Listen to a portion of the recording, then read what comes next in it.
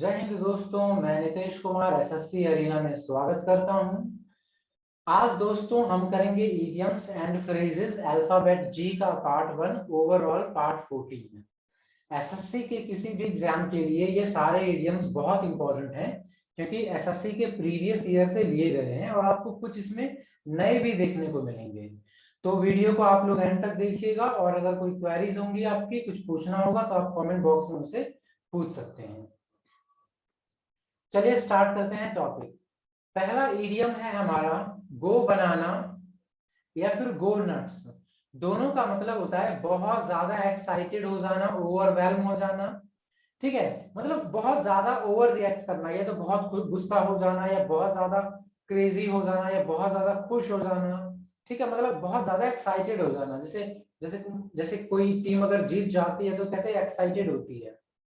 ठीक है, गो बनाना और गो नट्स दोनों का मीनिंग सेम होता है, दोनों का मतलब होता है बहुत ज्यादा एक्साइटेड हो जाना। आप इसे कैसे याद रखेंगे? आप ऐसे याद रख सकते हैं, देखिए नट्स और बनाना दोनों के दोनों काफी गर्म मतलब हेल्दी चीज मानी जाती है। अगर आप खाते हैं तो आपको इंस्टेंट एनर्जी मिलती है, यानी कि आप गो बनाना हुए या गो नट्स हुए तो आप बहुत ज्यादा एक्साइटेड और एनर्जेटिक हो गए। ठीक है, तो आप वो याद रखिएगा, बनाना या नट्स खा के आप एक्साइटेड हो गए तो गो बनाना या गो नट्स मतलब होता है एक्साइटेड होना। अगला देखिए, अगला है give up the ghost. Give up the ghost का मतलब होता है मर जाना। ठीक है, या किसी भी काम को रोक देना। बेसिकली एसएससी में कई बार ये पूछा गया है और हर बार इसका मतलब मर जाना ही होता है। तो आप इसका मेन मर जाना लेकर के चले। ठीक है, to die. Give up the ghost मतलब टू डाई। चलिए एक नया ही एक और इडियम है जो कि बहुत ज्यादा पूछा जाता है एसएससी में। ये है किक द बकेट। आप मुझे बताइए किक द बकेट का क्या मतलब होता है कमेंट बॉक्स में। ठीक है, अगर नहीं पता है तो पूछिए, मैं रिप्लाई कर दूंगा। और आप वैसे भी चेक करिए कमेंट बॉक्स, कोई ना कोई कमेंट करेगा, आप देख लीजिएगा। ठीक है,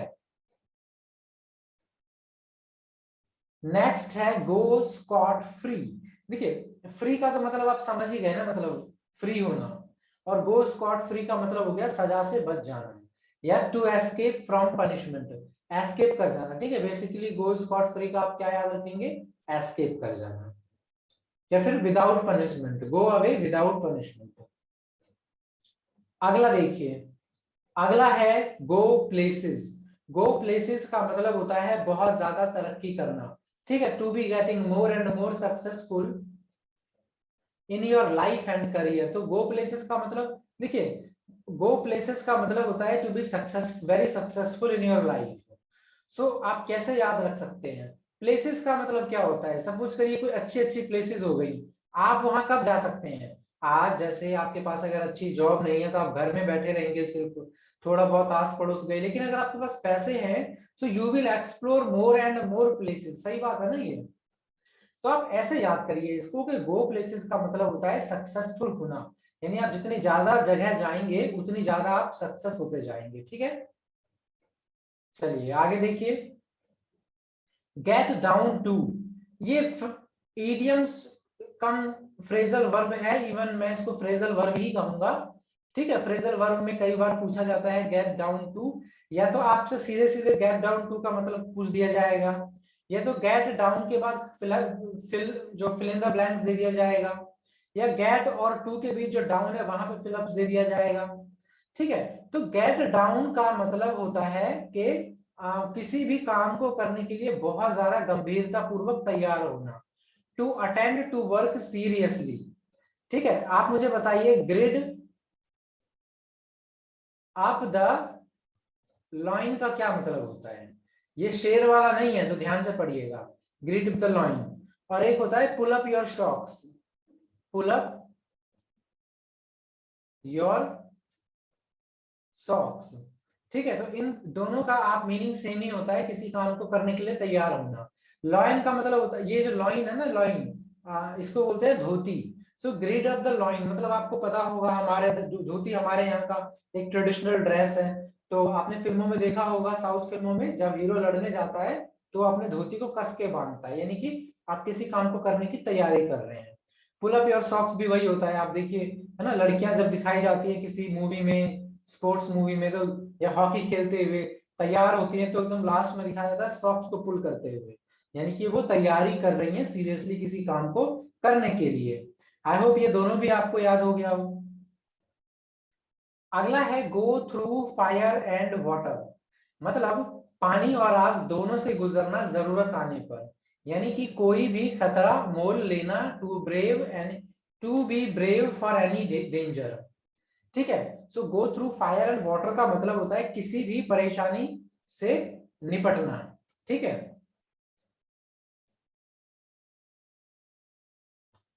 अगला है गुड सैमरिटन। गुड सैमरिटन बताने से पहले आप सैमरिटन देखिए क्या होता है। देखिए सैमरिटन का मतलब होता है दयालु। सैमरिटन का क्या मतलब होता है? दयालु। ठीक है, जो किसी दूसरों की मदद करे बिना किसी सेल्फ मोटिव के। ठीक है, तो ये मतलब होता है आपका गुड सैमरिटन का। तो सैमरिटन का मतलब होता है, तो अगर मैं उसके पहले गुड लगा दूंगा तो भी वही मीनिंग होगा, है ना, दयालु व्यक्ति।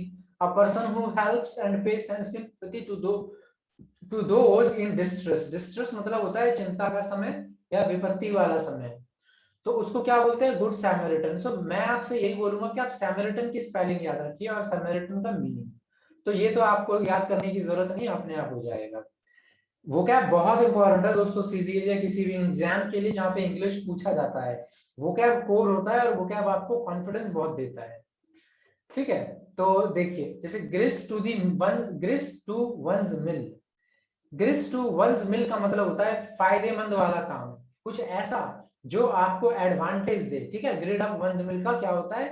ग्रिड टू वंस मिल का मतलब होता है कोई ऐसी चीज जो आपके लिए काफी ज्यादा एडवांटेज दे आपको।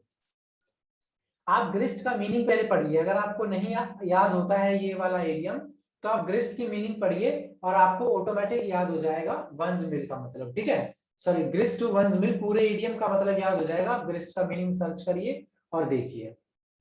अगला देखिए, ग्रे सेल्स या ग्रे मैटर, ये बुद्धि या दिमाग को बोला जाता है ग्रे सेल्स या ग्रे मैटर। ठीक है, सो बेसिकली ग्रे सेल्स मतलब क्या हो गया? इंटेलिजेंट या मस्तिष्क या दिमाग। कोई चीज इंटेलिजेंट होता है या फिर ब्रेन को बोलते हैं ग्रे सेल्स। ठीक है, दोनों याद रखिएगा। गुड्स एंड चैटल्स, तो सबसे पहले देखिए गुड का मतलब क्या होता है? गुड का मतलब होता है अच्छा, और गुड्स का मतलब होता है सामान। Goods and services tax, GST, तो उसमें गुड जो होता है ना, वो अच्छा वाला नहीं, गुड्स वस्तु वाला होता है। गुड्स एंड चैटल्स का मतलब होता है घर का सामान, बिलोंगिंग्स ऑफ होम। ठीक है, आसान था काफी। चलिए अगला देखिए, गो टू द विंड्स। अब गो टू द विंड्स का मतलब क्या होगा? गो टू द विंड्स का मतलब होता है कोई चीज वेस्ट हो जाना, व्यर्थ हो जाना, नष्ट हो जाना, to be dissipated. So dissipated भी काफी अच्छा वर्ड है, इसका भी आप याद रख सकते हैं। खत्म हो जाना, वेस्ट हो जाना, हमारे हाथ से फिसल करके मौका चला जाना। सो गो टू द विंड का मतलब क्या होता है? विंड का मतलब क्या होता है? हवा। सो गोट, कोई चीज विंड में चली गई मतलब हवा में चली गई। बोलते हैं ना, हमारी बरसों की मेहनत हवा में गायब हो गई, हवा में उड़ गई। सो वो यही होता है कि हमारी चीजें या हमारी जो कोई भी चीज होती है वो वेस्ट हो जाती है। चलिए नेक्स्ट इडियम है go to rack and ruin. तो यहाँ पे मैं पहले आपको बोलूंगा रूम की स्पेलिंग याद करिए और मीनिंग याद करिए। सो रूम का मीनिंग होता है किसी भी चीज को बर्बाद कर देना, डिस्ट्रॉय कर देना। So go to rack and ruin का मतलब हो गया किसी भी चीज को बर्बाद कर देना या विनाश कर देना। ठीक है, complete fiasco. So go to dogs भी एक इडियम है, गो टू डॉग्स भी मुहावरा है, तो इसका मतलब भी होता है go to rack and ruin, यानी किसी चीज का पूरी तरीके से बर्बाद हो जाना। काफी आसान है, आप लोग पढ़िए 2-3 बार आपको याद हो जाएगा। अगला है गो द होल हॉग। दोस्तों गो द होल हॉग का मतलब होता है किसी भी चीज को विस्तार से करना, यानी टू डू समथिंग थोरली। थोरली का मतलब ही होता है थोरो, मतलब पूरी तरीके से करना। ठीक है, जैसे जैसे एक एक मुहावरा नहीं, फ्रेजल वर्ब होता है गो थ्रू। गो थ्रू का मतलब होता है किसी चीज को पूरी तरीके से पढ़ना, उसके बारे में जानकारी लेना, A to Z knowledge. So go to the whole hog का मतलब होता है किसी भी काम को विस्तार से करना, पूरी तरीके से करना। ठीक है, अगला देखिए, अगला है go to dogs. Go to dogs का मतलब होता है व्यर्थ होना। अभी मैंने आपको पढ़ाया था go to rack and ruin, ठीक है। तो go to rack and ruin का मतलब भी वही हो गया जो go to the dog, go to dog. To deteriorate, deteriorate का मतलब होता है हानि हो जाना, विनाश हो जाना, ठीक है। अगला देखिए, अगला है give a wide birth. So give a wide birth, birth का मतलब होता है नजरअंदाज करना या अवॉइड करना। आप कैसे याद कर सकते हैं आप इसे, देखिए वाइड का तो मतलब होता है चौड़ा, है ना। क्रिकेट में भी वाइड बॉल होती है चौड़ी, मतलब जरूरत से ज्यादा बाहर। और बर्थ मतलब क्या होता है ये जानना जरूरी है। बर्थ का मतलब होता है सीट, बैठने वाली सीट। आप ट्रेनों में, बसों में जब ट्रैवल करते हैं तो वहां पे होता है ना बर्थ, पूछते हैं ना भाई कौन सा नंबर बर्थ है आपका, कौन से नंबर का बर्थ है आपका, या क्या आपकी बर्थ कंफर्म हुई। तो उसका बेसिकली मतलब होता है कि सीट। सो आप किसी को वाइड बर्थ दे रहे हैं, मतलब आप उसको अपने से अवॉइड कर रहे हैं। आप बैठने के लिए वाइड बर्थ दे रहे हैं, मतलब आप नहीं चाहते कि वो आपके पास बैठे, ठीक है।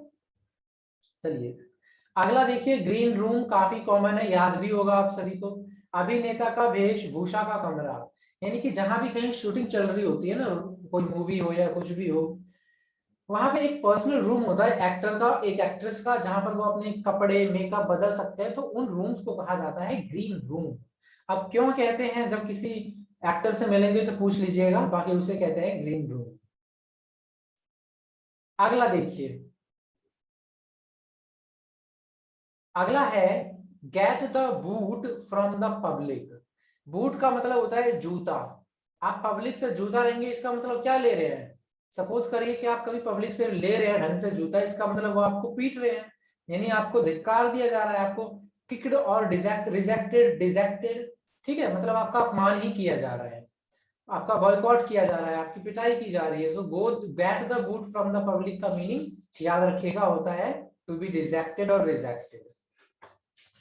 अगला देखिए, अगला है ग्रीन हॉर्न्स। अब ग्रीन हॉर्न्स का मतलब होता है बेसिकली इनएक्सपीरियंस्ड, अनुभवहीन। किसका मतलब होता है ये, ग्रीन हॉर्न का। और ग्रीन से रिलेटेड एक दो और इडियम्स होंगे जिनका जो मीनिंग होता है वो होता है अनुभवहीन। एक होता है ग्रीन थंब, अच्छा एक होता है ग्रीन थंब। इसका मतलब अनुभवहीन नहीं होता, इसका मतलब होता है जो गार्डनिंग करने में बहुत अच्छा हो, जैसे माली होते हैं ना, माली, उसे कहते हैं green thumb, expert in gardening. अच्छा एक होता है वेट बिहाइंड द ईयर। कई बार क्या होता है एसएससी में, सपोज करिए कि आपसे पूछ रहा है ग्रीन हॉर्न, तो ऑप्शन में आपको इन एक्सपीरियंस ना देके आपको सीधा दे देगा वेट बिहाइंड द ईयर्स या ईयर, या फिर वेट बिहाइंड द ईयर पूछ लेगा, ऑप्शन में ग्रीन हॉर्न दे देगा। तो इसीलिए आपको ईडियम्स याद होने चाहिए, कई बार ऑप्शन में भी ईडियम नहीं दे देता है। तो वेट बिहाइंड द ईयर का मतलब क्या होता है, इनएक्सपीरियंस। देखिए जब हम लोगों को एक्सपीरियंस नहीं होता है, हम कोई काम करते हैं, तो क्या होता है हमारे कान के पीछे पानी आना शुरू होता है ना, पसीना, हमारे जो हम फंबल कर जाते हैं या नर्वस हो जाते हैं, तो वहां से ये ईडियम बना है वेट बिहाइंड द ईयर। अगला है गेन ग्राउंड। इसका मतलब होता है प्रसिद्ध होना, बिकम पॉपुलर, बिकम फेमस। देखिए ग्राउंड का मतलब क्या होता है, आधार, है ना। आधार का मतलब एक तरीके से बेस, है ना। बेस मतलब आपका औहदा, आपका जमीर, मतलब वैल्यू। सो गेन ग्राउंड का मतलब होता है काफी ज्यादा वैल्यू होता जाना, आपका फेमस हो रहे हैं आप। अगला इडियम है गेन मोमेंटम, काफी इजी है, इसका मतलब होता है शक्ति या बल में तेजी मिलना। जैसे कि देखिए जब दो फाइटर लड़ रहे होते हैं, एक बहुत बुरी तरह पिट रहा होता है, और गलती से अगर पिटने वाले का मुक्का चल जाए और सामने वाला को लग जाए जो ज्यादा तेज, तो बोलते हैं ना other fighter got movement, gained momentum, यानी कि उनको मूवमेंट मिला है। अब वो भी एक तरीके से शक्ति या बल आ गया है उनके अंदर। जैसे आप लोगों ने देखा होगा क्रिकेट मैचेस में भी, कोई बैट्समैन अगर एक रन खेल नहीं पा रहा अच्छे से, लेकिन एक छक्का लग जाए, या कोई बॉलर जिसकी बॉल बहुत पिट रही है लेकिन एक विकेट मिल जाए, तो वो क्या करता है, वो मोमेंटम गेन कर लेता है, वो बहुत अच्छी बॉलिंग कराता है अगले ओवर में, ठीक है। तो ये होता है गेन मोमेंटम का मतलब। अगला है get on one's nerve. Get on one's nerve का मतलब होता है किसी को तंग करना या फिर परेशान करना, टू इरिटेट और एनॉय। यहाँ पर एक अच्छा शब्द लिखा हुआ है बैंटर।